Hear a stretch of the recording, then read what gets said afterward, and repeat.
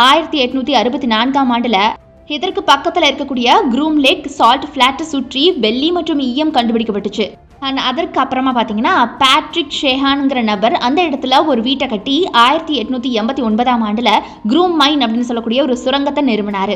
1905 வரைக்கும் Las Vegas ஒரு நகரமாக கூட நிறுவப்படலை அப்போது.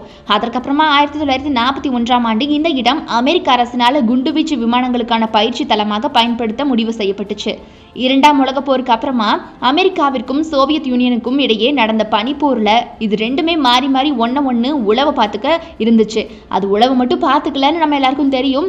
ரெண்டுமே ஒன்றுக்கு ஒன்று கண்காணிச்சுட்டு பகை நாடாகவே வளர்ந்துட்டு வந்துச்சு.